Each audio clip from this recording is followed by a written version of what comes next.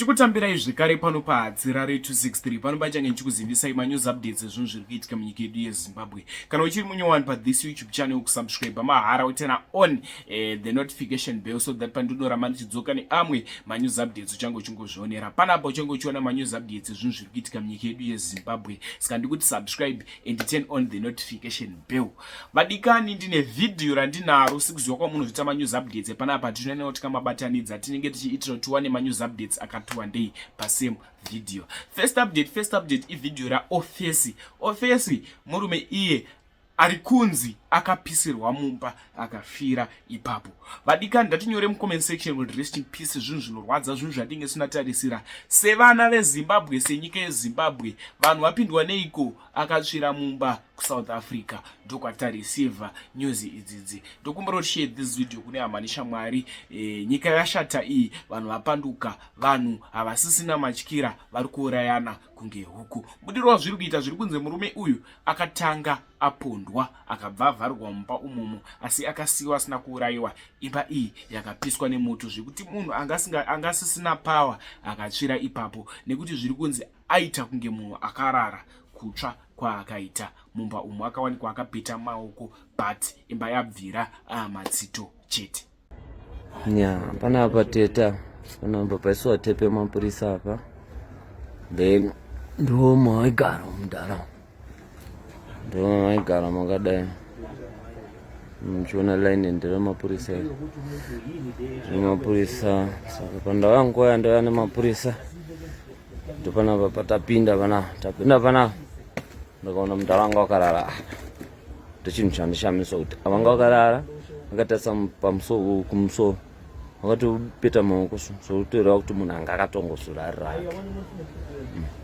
Ndo chinhu chawatadza kuvhura bhodhi iri kasaiwo length yebhodhi iri.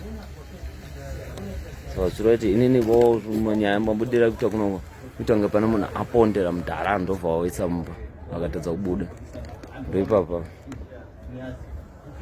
ngarara mudhara. Hapana chandiri kubvumirwa kubata pari zvino, hapana kana 1 chandiri kubvumirwa kubata nokuda kwamapurisa. Ndakatakura mudhara ndavaenda nemapurisa ndo bhodhi ravatadza kuvhura iroro. Handifunge kuti zvakadaro chiona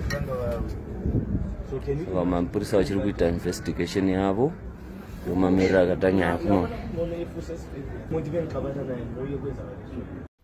Next update inyaya yebhazi rinonzi Muzanzi Express. Bhazi iri rinonzi Muzanzi Express ranga richibva kuJohannesburg richiuya muno muZimbabwe kuChipinge. Zvaranga richibva kuJohannesburg rakaita accident kuMessina, ndoko rakaitikira accident yakonzereswa nei? Zviri kunzi pane rori yakabva kumberi kwebhazi iri isina kubatidza hazards lights. Zvisinei zvakasambadza hazards lights, bhazi iri rakasvika richipinda mune karori imomo rakaswevha rakasvika futi richirova rimwe truck ranga riri pasaidi nekurudyi nekuright side kwebhazi iri. Zviri kunzi pakafa vanhu vakawanda, vamwe vakakuvara zvakaipisisa. Kutaura kunoku vazhinji vari kuzama kurapwa kunzi vakasike kurikavha. Tonamata kuna Mwari kuti vanopora nenyasha dzaMwari. Makesi atinonyorisivha munyika ino yeZimbabwe makesi eaccident. Opedzwa nei zvinochona zvakuda kuti tishinge kunamata nekuti wiki rega rega harichaperi tisina kunzwa kesi yeaccident. Mbudiro wazviri kuita zviri kunze mubhazi umu ndo mune vanhu vakuvara nekufa.